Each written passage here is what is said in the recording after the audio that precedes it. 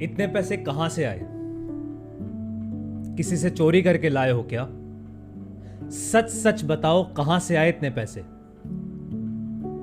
मैं डर गया, सहम गया, कुछ बोल नहीं पाया, कुछ समझ भी नहीं पाया। दिमाग में झूठ बोलूं ये ख्याल तक नहीं आया। उनकी आंखें जैसे मुझे वो गुजरे हुए कल की सारी हरकतें याद दिला रही थी। मेरी सारी गलतियों का हिसाब किताब मेरे सामने ला रही थी। उनकी सिखाई हुई वो सारी बातें जो मैं कहीं भूल चुका था, वो मुझे याद दिला रही थी।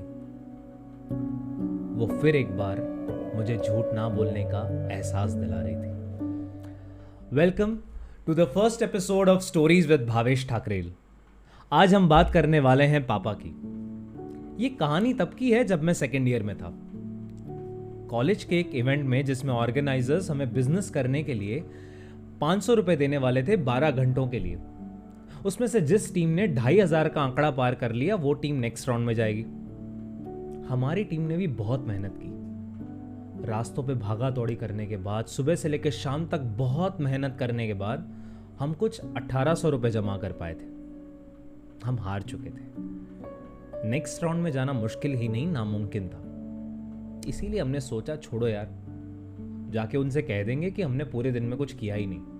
ये लो आपके 500 रुपए वापस। 1300 रुपए में से 300 रुपए का खाना वाना खाया। हिसाब किताब का दिन संडे फाइनल किया और 1000 रुपए लेके मैं घर को निकला, बड़े ताव से। जेब में कुछ 10, 20, 50 की नोट थी, लेकिन ताव पूरा था, क्योंकि पापा ने तो कहा था कि जब 1 रुपया कमाने जाएगा तब पता चलेगा। मैं तो पूरे 1000 लेके आ रहा था। घर पहुंचा तो काफी लेट हो चुका था, सब सो रहे थे। मैंने भी किसी को उठाना ठीक नहीं समझा। चुपके से अंदर गया, अपना बटुआ अपने पापा के बटुए के ठीक पास उस टेबल पर रख दिया, इस उम्मीद से कि जब वो सुबह उठकर पूछेंगे कि इतने पैसे कहां से आए तो कह दूंगा कि हाँ, मैं बिजनेस करके कमा के लाया हूं। लेकिन सुबह हालात कुछ और थे। मैं उठा तो बड़े ताव से था, लेकिन उनकी आंखें देख के मुझे रियलाइज हो चुका था कि मैं बहुत बड़ी भूल करके आया हूं। पैसे कमाने की आड़ में सही गलत का रास्ता कहीं दूर छोड़ के आया हूं। उनकी सिखाई हुई इतनी सिंपल सी बात कि चाहे जो हो जाए सच बोलना, ये जानकर भी मैं झूठ बोल के आया हूं। मैं कुछ नहीं कह पाया। उनके सवाल जैसे तलवार की धार से मुझे चुभ रहे थे और उनकी आंखें जैसे आईना। मां की ममता में छुप छुपा के मैं सॉरी बोल के बच जाता था, लेकिन पापा के गुस्से से बड़ा डरता था। लेकिन उस 2 पल में मुझे रियलाइज हो चुका था कि वो डर मुझे अपने पापा से नहीं बल्कि अपने आप से लग रहा था। और तब एक बात पता चली कि पापा को समझना बहुत अजीब है। होगा ही, उन्होंने दुनिया जो देखी है, हमारी दुनिया देखना बाकी है। उनके बाल सफेद जो हो चुके हैं, हमारे अभी सफेद होना बाकी है।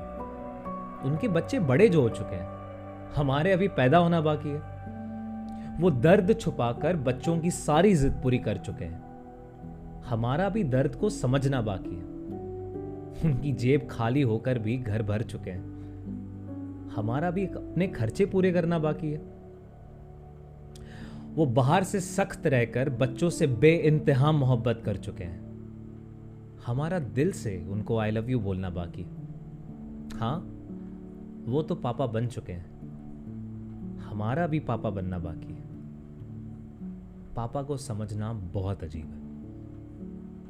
पापा ने फिर एक बार पूछा, इतने पैसे कहां से आए? इस बार मैं बिना किसी हिचक के सारी बातें सच सच बोल दिया।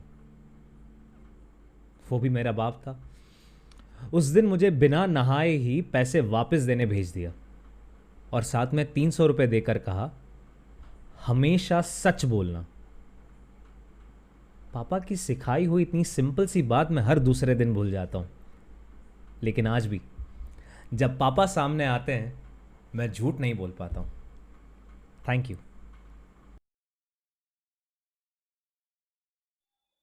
हाय, माई सेल्फ भावेश ठाकरेल, और उम्मीद करता हूं कि आपको झूठ नहीं बोलना ये जो कहानी है ये पसंद आई होगी।